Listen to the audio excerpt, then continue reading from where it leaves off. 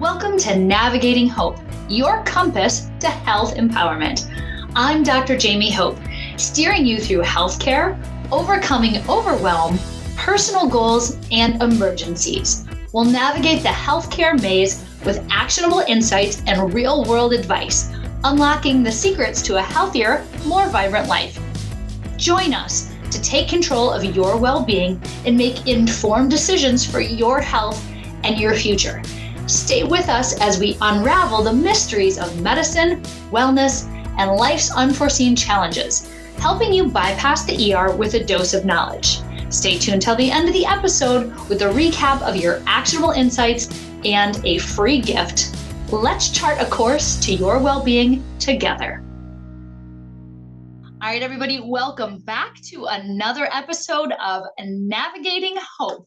I am very excited to be joined today by Dr. Torkil Færø. He's a doctor, photographer, and best-selling author, well known for his innovative approaches to health and wellness. In his latest book, The Pulse Cure, he breaks down how individuals can use heart rate monitors, smartphones, and other technology to gain a deeper understanding of your body.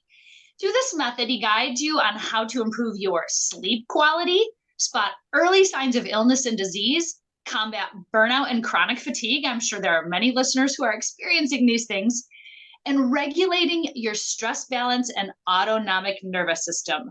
His work aims to empower people to take control of their health by leveraging accessible technology. So, Dr. Færø, thank you so much for being here with us. I really appreciate your time. Thank you, Jamie. It's so nice to be here. Yes. So I always like to start with origin stories. So this is such valuable, very well scientific backed information and research that you're going to share. But so what got you interested in the pulse? What drove you to find that specific vital sign to be your passion? I just heard about it, or I read about it in the book of Bessel van der Kolk. It's called The Body Keeps the Score.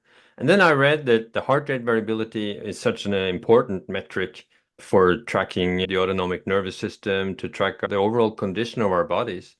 And some time after that, I understood that it's possible to use wearables, as ECG monitors and smartwatches and smart rings and all of this, to track this heart rate variability, and so that we're able to have control of the intensity of our body, so to speak, the state of our autonomic nervous system, whether it's too much stressed, and that we may not be good enough to relax and de-stress and find the right balance. Because you probably know as well as me that now 80–90% of the diseases that we treat as doctors, they have their base in too much stress over time, and resulting in a chronic inflammation. And without this kind of a compass to the state of our body, we were kind of in the blue.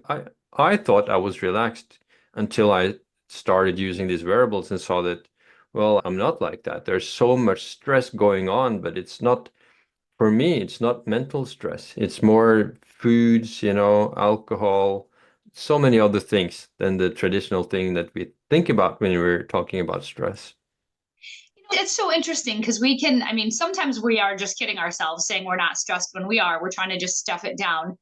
But there are, like you said, there's other stressors. We're breathing in air pollution. We are, it's the inflammatory foods we eat and the other inputs. So I love your concept of kind of this energy or body budget. So the things that cost us and the things that benefit us. Can you explain that to the audience? Because it's such a helpful way to look at things. Yeah, we have food that will create inflammation in our systems. If we drink alcohol, if we don't sleep enough, if we don't exercise enough, this will have an impact on our physiology. That will be kind of the cost of the nervous system. And then on the other side, we can do like cold plunges, we can do breath work, we can eat healthy food, we can stay hydrated, and we can have good relations and many things on the plus side that can balance this kind of toxic stresses on our body. So it's all kind of a body budget where we have to make sure that we get enough rest to balance the stress in our lives. And for us modern people, we are too stressed, all of us. And that is also what most people find when they start using the watches, that they are more stressed than they thought. And then you start having this kind of a speedometer to your health. And then you can find out that, oh, I don't tolerate candy or sweets or crisps very much. It creates stress way into the night. The things that I would never think about before. Yeah. And then you find out that the cold shower and the breath work, if you do that during a stressful meeting, you can mitigate the stress and keep control. And that is why it's been such a bestseller in Norway. It's still almost 2 years after its release in Norway. It's still number 7 on the bestseller charts because it works, and it's still the only book in the world on how to use wearables and having this as a guidebook onto how to sleep better, how to eat better, how to exercise in the proper dosage of exercise, how to find calm and regulate your stress. What about alcohol? That alcohol is kind of the big stressor. That's the worst one. According to Whoop, you have the Whoop band I saw. And according to Whoop, alcohol is the worst stressor of all. And I used to think that it would calm me down. And once you see the result on your watch, it's no doubt that it's detrimental to your stress balance. And the first thing that you need to cut out if you want to perform better. Yeah.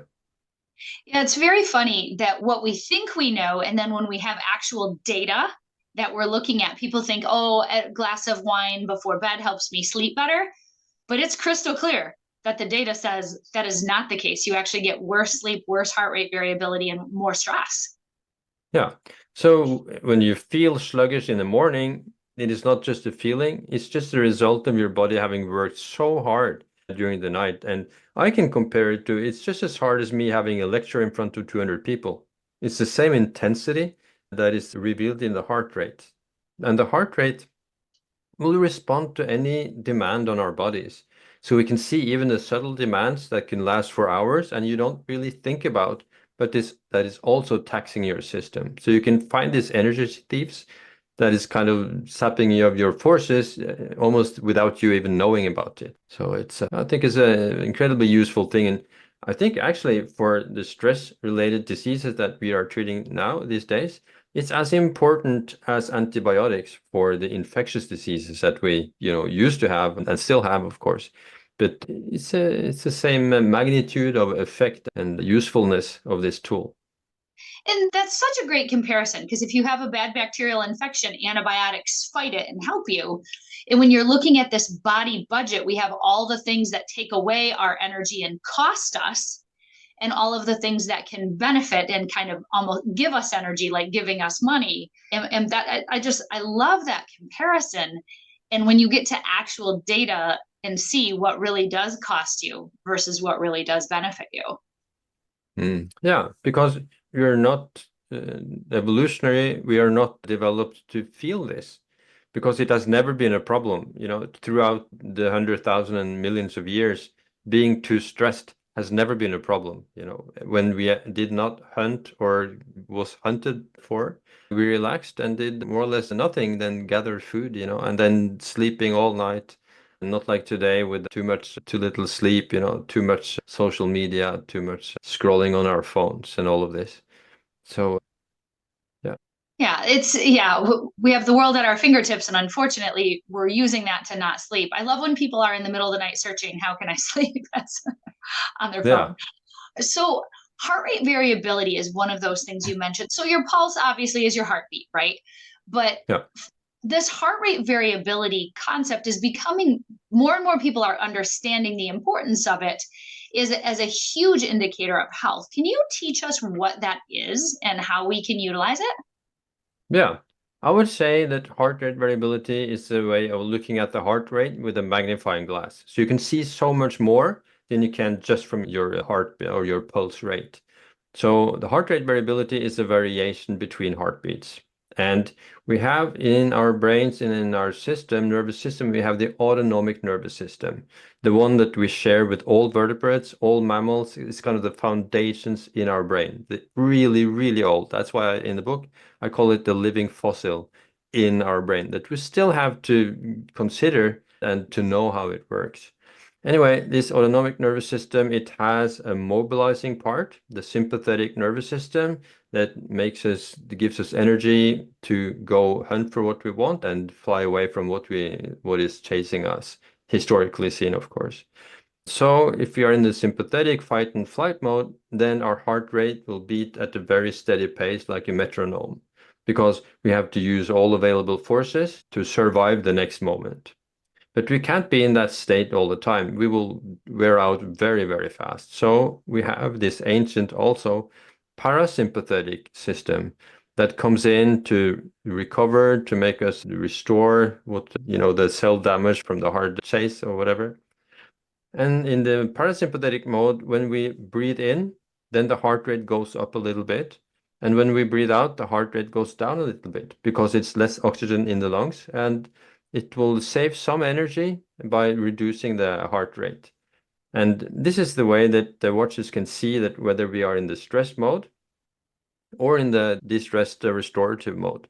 And for how, the intensity of it in both ways, and then accumulate it over time, like you can see it in the moment. I can at any moment check my stress level, but I can also see it throughout the day and night. So it's like having a speedometer that is always on, that you can always check that it's always available. And it kind of shifts the power from us doctors in the healthcare system into your own hands. So you have the control yourself. And that is the important thing about it. I love that. It really gives people that personal autonomy and sense of control over their health. Yeah. And it also shifts the focus from after you get sick until before you get sick, or to avoid you getting sick, because you will never get into a burnout situation without these devices warning you for a long time, months in beforehand, that you are heading, towards a kind of disaster. There will be alarm flashing all over, because it will see and register that you are taxing yourself too much compared to your power, so to speak. So let's talk about wearable devices then, because I wear the Whoop as I showed you, and I have my Apple Watch. And so the Whoop in particular, so it'll text me, it'll message me and say, hey, you were this stressed, or hey, you need to plan for an optimal bedtime. You got great rest last night, you'll have good energy. You got terrible rest last night, you need to be kinder to yourself. It's really amazing, the technology. So share about how we can, like, some brands that you know and how we can utilize that. Yeah, I have been using the Whoop band as you have. And by the way, the soccer player Cristiano Ronaldo, I'm not sure you're probably not into soccer, but he's kind of the Oh world's no, best soccer yes, player. football, yeah. Yeah, football. And he says that having the Whoop band is like having a doctor on his wrist. And I very much agree with him on that. And the Whoop band is very good because it will give you in the morning this recovery rate that you can see, okay, how well are you recovered from the day before? And it will give you an estimate of how much forces do you have to spend this day, physiological forces. And it will give you advice, as you say, from artificial intelligence that will give you advice on what to do this day. But even better than the Whoop, I think, and much better than the Apple Watch, it's the Garmin watches. So they have Mm. this body battery system that will give you an estimate in the morning, but you can also see it throughout the day and how much it depletes. And so you get control of your forces. It's like in your car to see how much gas is left, on the gauge and so on, or electricity if you have an electric car. So I prefer Garmin, and if you have the Apple Watch, then the Athletic app is quite good. Athletic is the combination between athlete and analytic, so it's quite good. But otherwise, almost all smartwatches have some function with heart rate variability. And just a little insight, is so much better than no insight. Because as I said, we don't have this sense of our inner stress because our brain has always prioritized the threats from the outside. So we have excellent eyesight and excellent smell and taste and hearing and all of that. But the noise from our inner, system would just disturb that and be in the way of the good sense of the outward threats. So this is why we can't really feel this. A lot of people say that, okay, why do we need a watch for this? But we can't really feel this. And I would now not be able to sense if I have a 60 in heart rate or 85 in heart rate, which is quite a big step when it comes to stress levels and inflammation and disease. So we're not equipped to feel this stress level. That is why these watches and these rings, we have the Aura ring, it's also a favorite that can help us, and is kind of a substitute for the sense that we never needed to develop until now. So we can't wait until we develop it. That would probably be millions of years until we can develop such a sense. But the heart rate will respond, in immediately if you're eating the wrong food or being drinking too much alcohol or haven't slept enough in the night and so on. Yeah, and caffeine as well. I know a lot of people that think they can drink caffeine during that afternoon slump, or even brag that they can drink a cup of coffee before bed and it doesn't affect them. But tell us what you see in the data. Yeah. Yeah, and you will see, and the Whoop, for example, can tell that coffee in the morning is fine, until 12 o'clock. That's just good for your body. But if you keep drinking coffee into the afternoon or even into the evening, then it will disturb your sleep, even if you think that it will not. Because when in sleep labs, they will see that the sleep is not as intense and you will not get as easily into the important sleep phases of deep sleep and REM sleep and so on that you should. So I really advise people from drinking anything with coffee in afternoon, I think. Yeah. Yeah. And I'm with you. Even as a physician, I'm not against caffeine. Caffeine is a performance enhancing drug. So it is sometimes all of the junk that people put in their coffee that can be a problem, all the sugar and nonsense. And then how late in the day. I have a hard rule, nothing after noon, but usually have caffeine before 10. But it's funny, I'm a slower metabolizer and I'm very sensitive. I know a couple people can drink a couple cups of coffee. I drink half caffeinated tea. And if I have a second one, I feel jittery and my Whoop registers stress. So Yeah. it really helped me understand how caffeine affects my body as an individual. And that's what I love about these wearables. Then you're not getting generalized data for the population, but super specific to you as a human yourself. Yeah, because this shows how you react to certain things, because that has always also been very obvious. Because we have like 4,000 members in a community that we're having, and I can see that it's very individual how you respond to coffee or wine or a certain kind of food or exercise or cold plunge or whatever. And most research for us doctors, it's based on the average from like 1,000 people doing a certain thing, and then we get presented with the average of how the average person reacts to that. But that does not necessarily have anything to say for you, because you may be on an extreme side of those 1,000 people. So here you find out that what you react to and how you can mitigate it and regulate it. That's super important. So for people to kind of that are newer to a wearable technology, I know the Whoop allows you to journal. You can put all kinds of information in, whether you had alcohol, whether you had sexual relations, whether you exercised, how much caffeine. How can people get started and not feel overwhelmed? Well, they should, for the first month, I recommend people to not do anything. Just to see how your nervous system is responding to life as So you just live wear it it. at the time. Yeah, just Yeah, wear it, just wear just it. see, yeah, so that you get a baseline, because I would have loved to know how my life was, 5 or 10 years ago when I had no clue about any of this. So it's a luxury to find out, even if you see that you're too stressed, just accept it and see how it looks, and then maybe after a month or 6 weeks, you can start, you will probably have found something that will surprise you. I'm sure that you have found something that will surprise you. I haven't heard of anyone that has not been surprised by what they find when they have this window into their body and physiology. So when you have found out something, then you can start, whether maybe it's sleep, that you find out, okay, now I'll try to sleep better for 2 or 3 weeks, go to bed a bit earlier, dim the lights, have a colder bedroom, all the advice that I have in the book, and see what happens. Maybe you need to cut down on alcohol. So many people do that. I would estimate that 75% of everyone who starts tracking their systems, they will reduce the amount of alcohol. That's one of the obvious things that you see.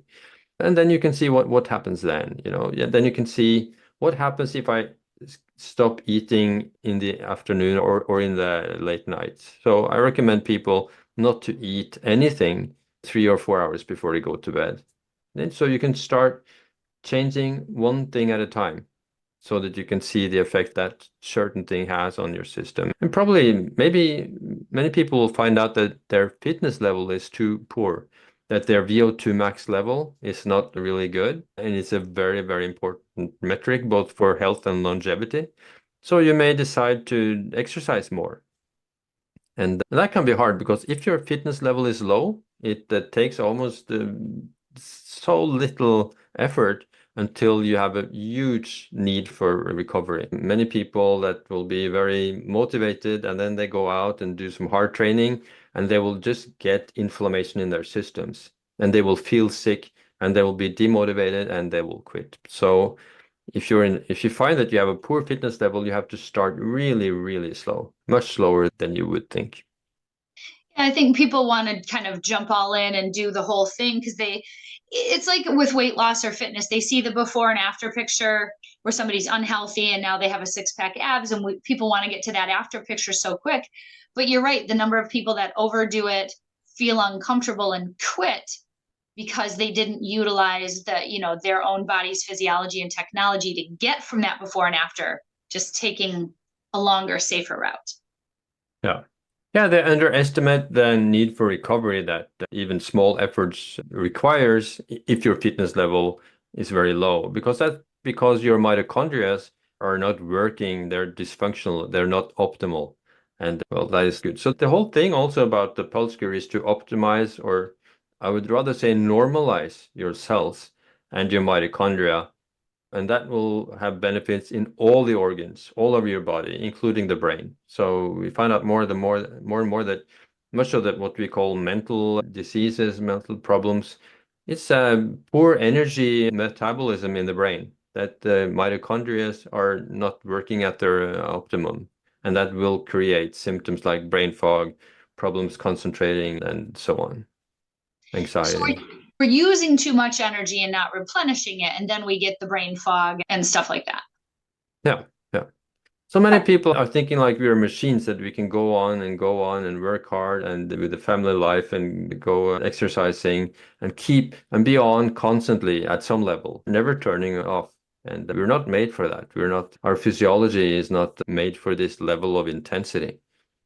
I find that really interesting because I've heard a lot of top, fitness and health experts talk about that. We think that we're pushing ourselves because that's a very common mindset, right? Push, hustle culture, go, go, go. And we think that we're doing better for our bodies and people aren't getting the results that they want and they're tired. And it sounds like it's because they're not listening to the days that they can push and use more strain, and some days they should be using less. Absolutely. And that can depend on, and that's very important, of course, for women, that the menstrual cycle has such a big impact on recovery. And you have probably seen that as well on your readings, that is a very, very significant factor. So that the week before the first day of menstruation can be really, really hard for a lot of people.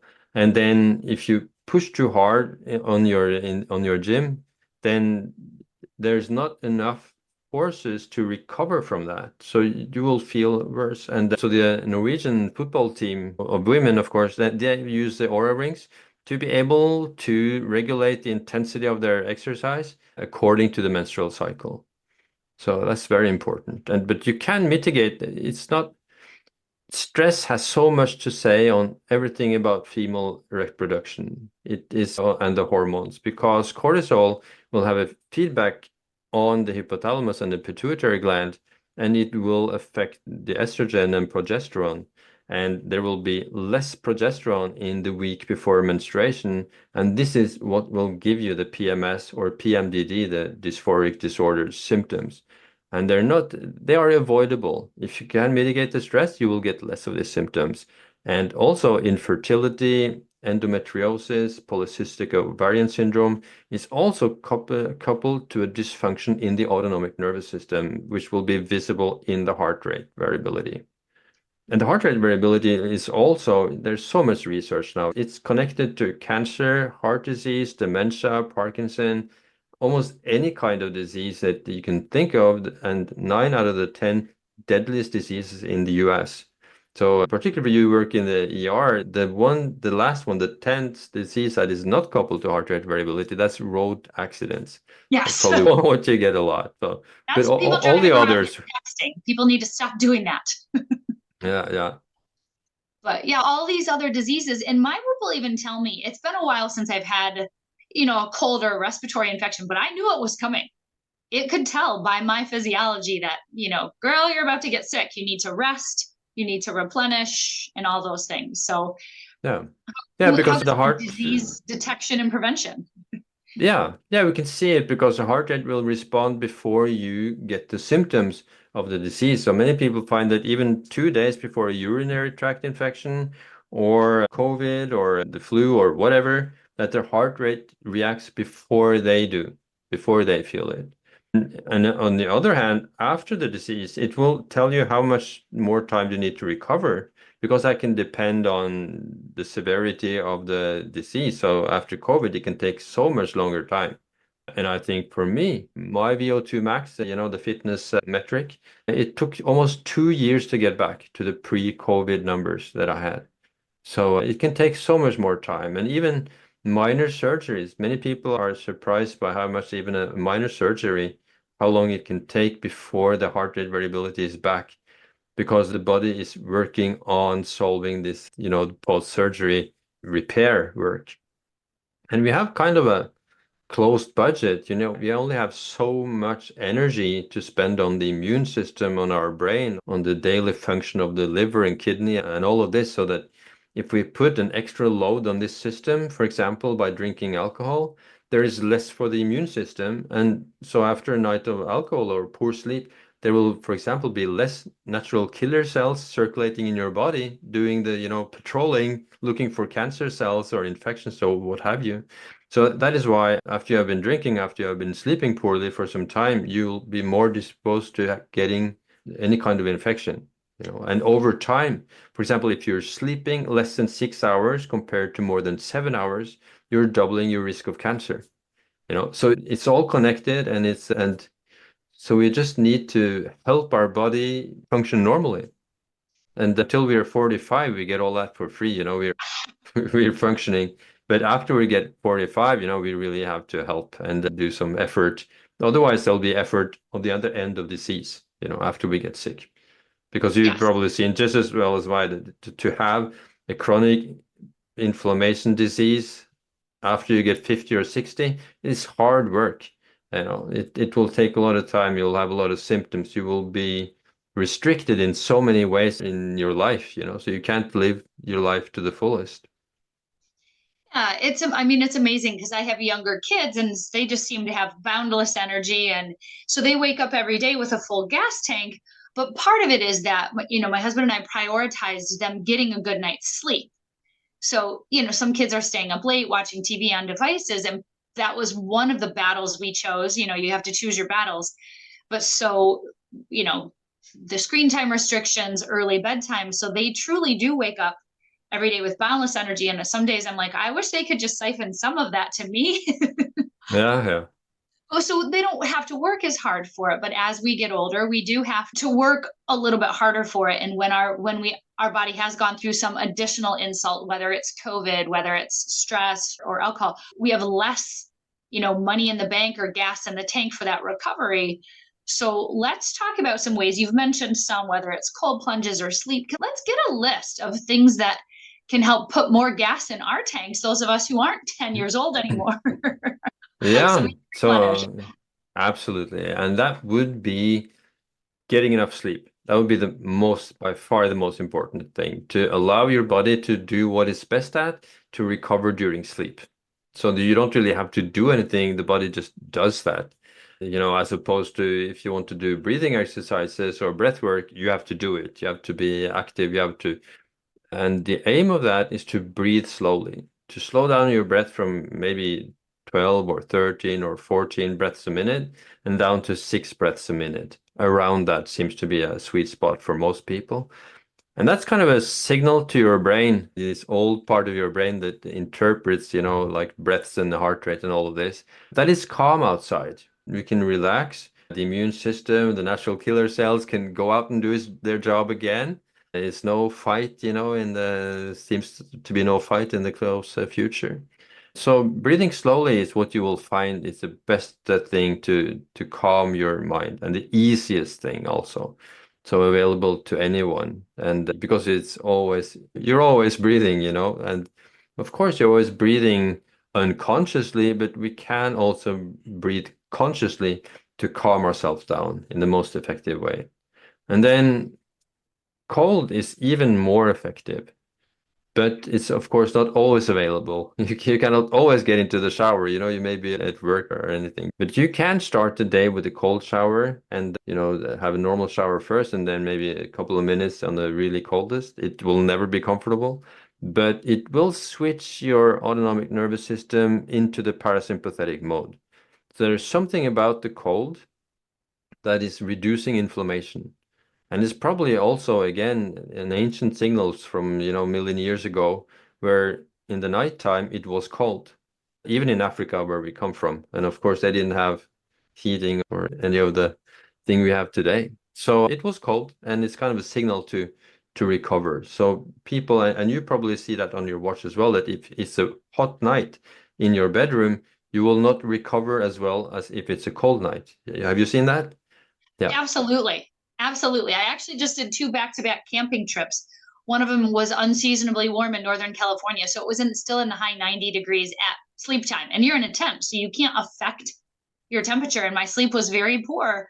And versus camping in Michigan, when it dropped down to 50 at night and I'm snuggled under my blankie, I slept great. It was Yeah. nice. Yeah. Yeah, so you see this immediately that heat and cold has a large, huge effect on your recovery rate, which is, of course, why you cannot do much. If it's a heat wave, you're kind of not very productive. You can hardly stay, awake, productive at all.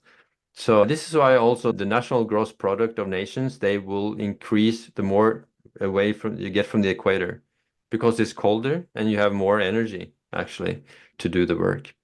So like you Um, said about the yeah. cold, because I've done cold plunges and I do cold showers. I need to get more consistent about that. I'm glad because I keep thinking, oh, I'm eventually going to start liking this or it's going to get more comfortable. But you made me feel a lot better by saying that small thing. It's never comfortable. But Yeah. the reason that you're doing I mean, because I know as a scientist, the benefits of cold plunge and cold showers. Thank you for normalizing that. It can suck Yeah. and it's Yeah. still good for your body. Yeah, and the motivating factor with these wearables, and particularly Garmin, because that's the one where you can see it kind of immediately, is that you can see the effect of doing the hard things, like fasting is also is one of the things that will give you, just like in breath work and the cold, fasting, actually not eating will give you energy. And that was something I did not know. But then, of course, it's more motivating to skip breakfast or eat less during the day when you see the result on your monitor and the cold plunges and the breath work. So it's easier to do the hard things. And on the other hand, it's easier to abstain from the things that will make your stress balance worse, like alcohol when you see the result, candy, late night meals, and pizzas and everything that you react to. It's so much easier to stay away from that because you don't think of those things in the same way as you did before when you see the result on your system. And everybody I get kind of addicted to being refreshed in the morning, and so instead of addicted because I used to drink alcohol every day. That was even recommended, 10, 15 years ago, that 2 glasses of wine for men and 1 glass of wine for women every day. That was recommended because they were looking at the places in the world where people live the longest. And then they could find out that they were drinking, some alcohol every day. But it was not the alcohol that made them live longer, but that they were social and had good relations. And that was a big impact. Because now we know that good relations is so important for people and also for the nervous system. And we can see that on our watches. So many people see that when they are communicating with a certain colleague, they're fine, but with another colleague on the same subjects, they're stressed, so that they can see this on their watches, how important relationships are. It is. And it's funny about the alcohol because a lot of it is the social component. And certainly the alcohol companies love this narrative that we should drink every day because it supports their business. But when you're staring in the face of your own body's data saying this is not supporting you, but seeing like, hey, being around this person helps your heart rate variability, being around this person does not. eating candy or sugar or late at night, when you see the actual effect on your own body, you're right. Those things lose their appeal a lot. Before, there was these guilt words associated with it, like junk food or you did something bad. But now I'm like you. I look at it as, am I nourishing my body? Am I getting energy, like excellent energy to use, or is it Yeah. costing me? Yeah, because you want to use your energy on your family and your kids and not Yes. on a late night meal or treating 2 glasses of alcohol when you see the cost, when you're seeing the real cost of it, the physiological cost of the alcohol. And then it's easier to find out, okay, I need so much energy for the different, things that you want to do in life. So it's easier to make those decisions. Yeah, I actually have on my board over, I mean, I'm pointing as if anyone can see it, but on my wall, just that, like, money and time are essentially energy. And how do I want to spend mine? Do I want to spend it on things that I find valuable? So I wrote out a list of things that I value. And so I want to have the energy in order to be able to do those things, make a contribution to the world, help my patients' lives, spend amazing time with my family, have these great experiences. And so now when I'm weighing out some late night chocolate binge with a glass of wine, I know that it's what it's costing me is the energy to do these things that I want to do. Yeah, and before I had these wearables, I had no clue. I would never wake up in the morning and think that how I feel now is because of what I was eating at 6 or 7 o'clock yesterday. Would not even occur to me that it would have any connections. You would just wake up in the morning and okay, I feel this and that. Okay, well, it must have been something at night. You didn't even think about this. I didn't anyway. Maybe you did. I don't Yeah, know. I think a lot of people don't necessarily know that connection because that high inflammatory food that you ate, it takes your body, so long to metabolize it and to mitigate that inflammation that you caused. It's not instant. So that Hmm. lag effect is something that I really wasn't putting the thought into. And you're like, why am I dragging today? I didn't do anything, wrong today, but look at the 3 days prior and you'll see why you don't have energy today. Yeah, yeah, absolutely. And so many people also find out that they have some food intolerance, that when they eat a certain food, they get more inflammation, a higher heart rate than other kinds of food, and they may find out what it is because it can be very hard, but most people find out it's gluten or milk, that's the big ones. But other people may have real trouble, doing the detective work of what is causing this high heart rate and this inflammation. And then often when they go to the doctor and take the test for food intolerances, they can see that there's several ones, and they would never be able to do this detective work. It can be 10 different sources. And then when they quit these foodstuffs, then often they will write to me and tell me that the symptoms that they had for like 20, 30 years are all gone. And like brain fog, muscle pains, and stomach problems. So much of this irritable bowel syndrome and the many other problems and symptoms connected to the bowel, when they reduce the eating window, maybe till 8 or 9 hours a day, and they don't eat after that, and also may do some fasting, sometimes, then so many people get rid of those symptoms from their bowel, and so many, particularly women, have that. So, Yeah, I think that because we look at foods like, oh, it's a privilege, like I get to eat a bunch of chocolate or wine or something like that. And by not doing it, you are taking it away or depriving yourselves, that kind of deprivation diet culture that I don't find to be very mentally helpful. But when you look at it now as the cost, and I get to feel good and energetic by not choosing to put these things in my body, it really switches the narrative around those type of things. hmm. Yeah, absolutely, absolutely.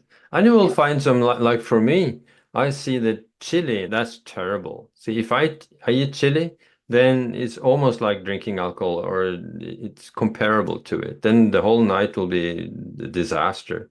Ah, And so the problem is that they put chili in everything, right. and they often do not say that it's in there because it's not an allergic, you'll not get an allergic reaction, but you will get a reaction to your heart rate variability, or many people do. Many people do not, but it's one of the things that I can see a lot of people have a problem with chili. That's interesting. And I love that you talked about the detective work because I see a lot of patients just accepting, like, oh, I'm just getting older. I have to accept that this is how I feel now. But it's not. You're not doomed to feel like this. There's a lot of empowerment and a lot of choice. But by getting the wearables, getting your data, diving into, doing an elimination diet or getting some food sensitivity testing, people don't have to feel this way. Yeah, absolutely. Because what they call aging is usually inflammaging, that it's inflammation instead. So they wouldn't need to feel that way. So because, as I said in the beginning, most of the diseases that we treat these days they are inflammation, chronic inflammation from all the different stressors that we have in our lives. What I love is the testimonials, the people in your community, the people who have read the book, because we all expect in order to feel better, things need to be complicated, difficult to understand, and expensive. Yeah, And so, but it's the opposite. It's totally the opposite. It's easy to find and it's free. So what you need to do to be healthy and avoid getting sick is all free. It's doing meditation, it's sleeping well, it's being outside in nature, getting enough sunlight, staying away from alcohol, drinking water for hydration, exercising, and breath work. So it's all free. It's all accessible to anyone. It's after you get sick, then it gets expensive, and then there will be a difference whether you have a huge, thick wallet or not, and all these things are also easy. That I say that after you've read the Pulse Cure, which most people read in like 6 hours, and the audiobook I think is like 7 hours, you know almost everything that you need to know to lead a healthy life. And the interesting thing is that you will know more than 90% of doctors because so many doctors, I'm not sure what is your experience, in the US, but at least in Norway, I would say 80-90% of doctors, they don't know so much about preventative healthcare. They only know how to treat people after they get sick. So teach, they were not taught how to create health. They were only taught how to treat disease and find disease. I feel like that is very true. I mean, in the US, it is a sick care system. And by all means, people need to utilize it. If you do have an illness or a trauma or in a car crash, utilize that type of medicine. But I agree. I don't think there's enough emphasis on what if we could help people upstream so they don't need that. They don't need these medications with side effects. They don't need this expensive therapy when you can do something that you said it's not 87 steps in a $5,000 program. It's you breathe, take it, like get a plant, take a deep breath. There Yeah. are very inexpensive things that people can do to avoid this Mm. whole spectrum of a disease. Yeah, absolutely. And then, of course, when we can see the result on our watches in real time, it gets so much easier to do that. So that is the nice thing, that what is good for you will be demonstrated and revealed in the heart rate, and what is bad for you also. You will see it, most of the things anyway. Yes, seeing is believing. I mean, the proof is in your own body. So for the people out there thinking this has to be too good to be true, because we are so conditioned to think things need to be hard, you'll get your own data. You will see for Yeah. yourself how your cold showers and your deep breathing and your sleep matter to your body. The proof is right there. Yeah, yeah. And you only need to have good enough control. There's no need to be a perfectionist paying attention to the heart rate at all times. It's not it's not that hard. So you just need to have a good enough balance, and these devices will give you the answer to that. And if you find that you're too stressed and then there's too much load on your system, you may need help. You may need to show it to your doctor and to find out, because it could be deficiency of vitamin B12 or vitamin D, of iron. So many people have found that out. And so many people also have found that it could be even cancer. That when they have seen that, okay, for the last 3 or 4 weeks, my numbers are just getting down, there's nothing I can do. And at least 5 people that I know of have been going to the doctor, and it was cancer. Because just like all these other diseases, cancer is something that will be shown in the heart rate. And you can just Google that. You can just Google any kind of cancer or at most kind of cancer and Google it with heart rate variability, and you will find that there's a connection there. So that is what you can see also. So if you use the watches and you see that you are too stressed constantly and you cannot, even if you do the techniques in the pulse cure and you're still stressed, there could be something that your doctor needs to be aware of and to investigate what is the reason for this. That's that And it could be intersection. hormones, it could be a thyroid problem and many other problems that you need your doctor help to find out. Yeah, that intersection between that empowerment and the personal autonomy and utilizing medical experts. But this way it's more personalized medicine. It's not a doctor who learning about the averages and guessing where you fall in that average, but actually knowing where you fall. So you Yeah. can get that targeted personalized medicine. Yeah, absolutely. So I think Excellent. it's and one of the other nice things is that there's money on the front side of disease, because there's too much money to be made on sick people. So now the producers of these devices, they are making money on making products that can help us stay healthy. And that is, I think, is a very good thing that there's money on this side of health and not on the after you get sick. Yeah, because any business, I mean, money is the lifeblood of business. So, follow the money and see where it goes. But that we are I'm glad there is some money to be made. So people say, oh, I don't want to invest the, very little bit into a Whoop, and we'll throw a coupon code even in the show notes. But that little investment up front, think about it saving you so much money downstream in cancer treatments and diabetes treatments and stress because we're taking those very inexpensive ways to mitigate those. Yeah, absolutely. And in addition to that, you will feel better. You'll have better well-being. You'll have a better performance level also. So Yeah. a lot of other good side effects to getting your stress in balance. Yeah, it's so funny. We hear these commercials. I don't know if they have them in Norway where they talk about a drug and then they have to list these side effects and they say it really fast, like all these horrible things. And the side effect of, listening to the Pulse Cure or reading it, however you choose to consume it, getting a wearable and knowing your data, the side effect is more energy, more vitality, and less disease. Yeah, absolutely. I mean, if So they had a pill of that, it would be multi-billion, it'd be trillions of dollars, but it's available now. yeah, absolutely. So they already work. It will probably get better, by the month. It seems so, at least the 5 years that I've been using these devices, that that's something happening all the time. New products, they get better, all the time. And particularly now with artificial intelligence and so many people using it, it gets really, really useful. It is. I love the wearables. I've seen such an increase in people coming to the ER because their watch is telling them they have atrial fibrillation or something like that. The earlier we can catch things, the better. So I see this as just a huge benefit, that having the increase in the improvements in technology and the longevity. I've been wearing this thing for ages. I like the Whoop because it can charge, and you can wear it for days and days. My Apple Watch, I have to charge every night, so I don't track my sleep data. Plus, I don't want people texting me in the middle of the night, waking me up. The Whoop, you Yeah. can't get a text on, which is a lovely non-distractible device. Yeah. So there's so many devices to choose from. So if you don't want to be too much disturbed by this knowledge, and the Whoop band is good, you'll get a report in the morning, you'll get a weekly report, and you'll get a monthly report.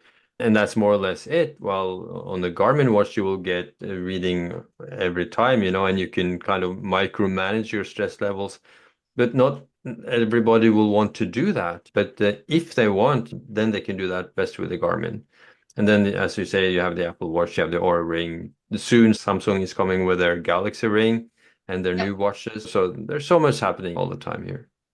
Yeah. So honestly, it doesn't matter what technology you get. Pick your favorite brand, but use it. Utilize it to take charge of your health. Yeah. That's what it's for. Yes. And you put out a lot of good content in this area. So, I mean, people definitely reading or listening to the Pulse Cure is helpful because then you have that baseline of information. And then I follow you on Instagram. So I see your posts there. What's your favorite social media platform for people to come find you on? Yeah, that would be Instagram. That's what I thought. And and we are also making the pulsecure.com, which is a social website. In the Norwegian part of it, we have 4,000 members, and we're just constructing the international part now. as the book is in the US and the UK and all over the world. So it will be interesting, but usually it's Facebook or Instagram that I've used.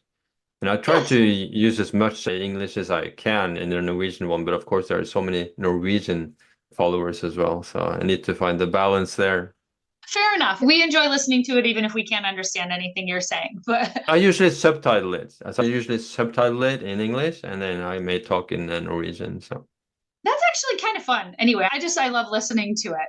So your Instagram is Dr. Torkil, Torkil, and all this will be in the show notes, thepulsecure.com, your website, your Instagram handles. Any parting words for our listeners about the Pulse Cure or about how they can take control of their health?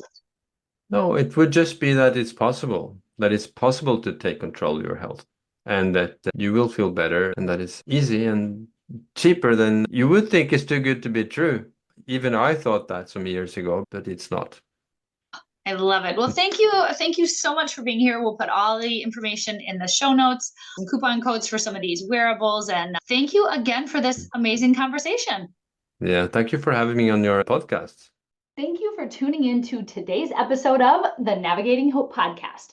Our guest today was Dr. Torkil Færø, a physician, best-selling author, and expert on leveraging technology to enhance health and wellness. In his latest book, The Pulse Cure, Dr. Færø shares how wearables like heart rate monitors and smartwatches can provide valuable insights into our body's stress, energy, and overall health. Let's dive into those 5 key takeaways from our conversation. Number 1, heart rate variability is key to understanding stress. Dr. Færø explained the importance of heart rate variability as a measure of how well your nervous system is functioning. Heart rate variability helps track stress levels and provides early warning signs of burnout, chronic fatigue, and other stress-related conditions. Number 2, wearable technology empowers personal health management. Wearables like smartwatches and fitness trackers give individuals real-time data on their health, making it easier to manage stress, improve sleep, and optimize your overall well-being. By monitoring metrics like your heart rate variability, your heart rate, and recovery rates, you can gain insight into how your lifestyle choices are impacting your health. And that's why a lot of those devices even have a journaling function, such as, so you can see how if your exercise at a certain time of day affects your sleep, or having caffeine later in the day affects your sleep, consuming any alcohol, all of those things, you can see what your lifestyle choices are and get objective data on how it's impacting your health. Takeaway number 3, chronic inflammation, that hidden health threat. Many modern diseases, so heart disease, autoimmune conditions, are rooted in chronic inflammation. He highlighted how stress, poor diet, alcohol use, lack of sleep contribute to inflammation, and wearables can help you identify those triggers early. Number 4, the role of sleep and rest in recovery. Sleep is one of the most powerful tools for recovery and maintaining optimal health. Dr. Færø stressed the importance of prioritizing sleep and how wearable technology can help you monitor and improve your sleep quality while allowing the body to recover and prevent illness. And lastly, number 5, cold exposure and breath work, those natural stress relievers. Simple practices like cold plunges and slow deep breathing are highly effective in reducing stress and inflammation. Dr. Færø encouraged incorporating these techniques into daily routines, explaining that they can help activate your parasympathetic, which is your calming nervous system, and promote recovery. So, are you ready to take control of your health? We've got a free downloadable for you in the show notes for smarter goals, so you can utilize this goal setting process to help you do these key things to help reduce your inflammation, your stress, and improve your metrics like heart rate variability. So that is in the show notes. Also information on how to find more about Dr. Torkil Færø. Health isn't about waiting until you're sick. It's about staying proactive and empowered. By harnessing the power of technology and making simple, non-intimidating lifestyle changes, you can optimize your well-being and prevent future illnesses. So stay mindful, stay balanced, and as always, keep navigating your journey with hope. Thank you for tuning into Navigating Hope with me, Dr. Jaime Hope. It has been an honor to navigate the realms of health and wellness with you today. Remember, in the journey toward a healthier life, knowledge is your compass. If you enjoyed our time together, please share, like, and subscribe to Navigating Hope. Join us next week where we'll continue to empower your health journey, arming you with the wisdom to navigate life's challenges and keep the emergency room in your rearview mirror.